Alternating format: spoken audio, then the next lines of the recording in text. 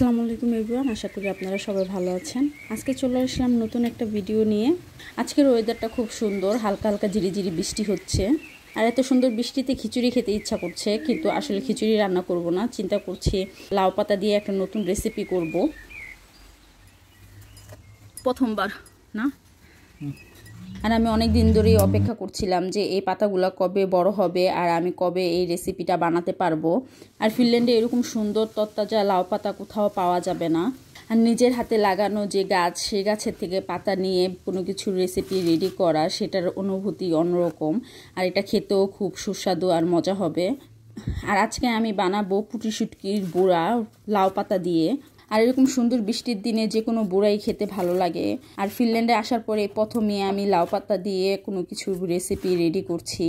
আগে কখনো আমি এরকম সুন্দর লাউ পাতা পাইনি, কেননা নিজের হাতের গাছে লাগানো লাউ পাতা আর বাইরে থেকে কিনে নিয়ে আসা অনেক পার্থক্য হয়।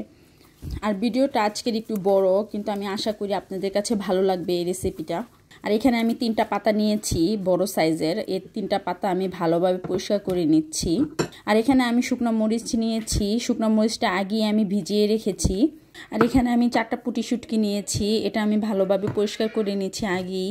আর এখানে আমি মরিচটা পরিমাণ মতন নিয়েছি, আপনারা আপনাদের পরিমাণ মতন মরিচটা নিয়ে নেবেন।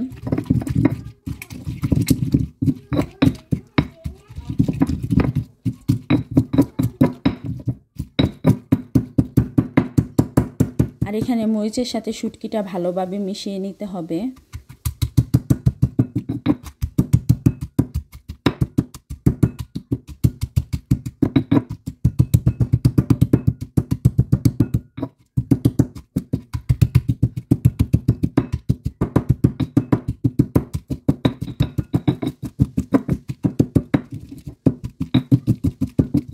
মরিচের সাথে শুটকিটা ভালোভাবে মেশানো হয়ে গেলে পরিষ্কার করে রাখা রসুনটা দিয়ে দিতে হবে।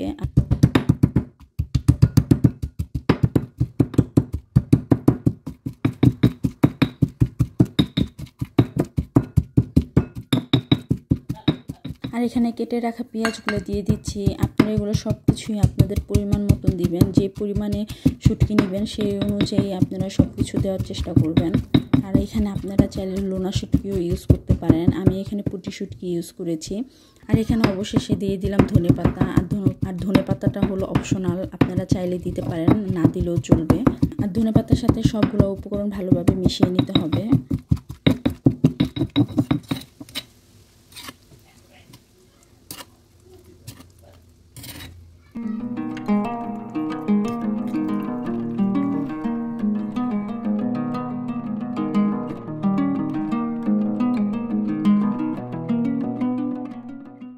আর এখানে আপনাদের পরিমাণ মতন ভর্তাটা দিবেন, আর আপনারা চাইলে একটু কম বেশি করে নিতে পারেন। আর ভর্তাটা দেওয়া হয়ে গেলে পাতাটা ভালোভাবে পেঁচিয়ে নিতে হবে। আর একটা জিনিস খেয়াল রাখতে হবে যে পাতাটা যেন কোনোভাবে কোথাও ছিঁড়া না থাকে। আর পাতা যদি ছিঁড়া থাকে তাহলে ভিতর থেকে ভর্তাটা বের হয়ে যাবে। ছিঁড়া পাতা দিয়ে এটা করা যায় না।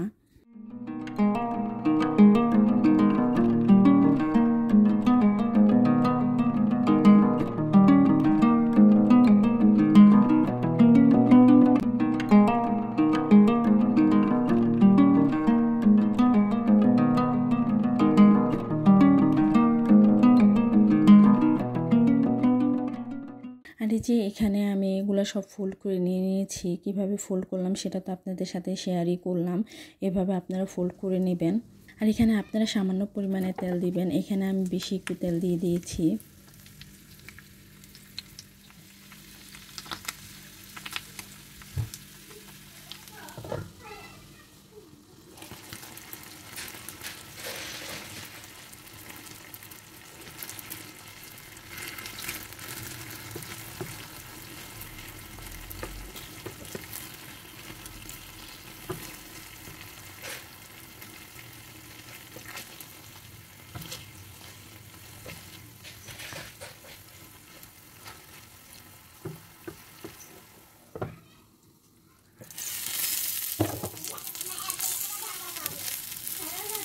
আর এই যে অবশেষে বুড়োটা হয়ে গিয়েছে। একদমই সিম্পল রেসিপি, আপনারা যে কোনোভাবেই বানাতে পারবেন। আশা করি আপনাদের কাছেও ভালো লাগবে, আপনারা ট্রাই করে দেখবেন। আর আমার এই রেসিপিটা কেমন হয়েছে সেটা আমাকে কমেন্টে অবশ্যই জানাবেন। আজকের ভিডিওটা এই পর্যন্তই। আল্লাহ হাফেজ।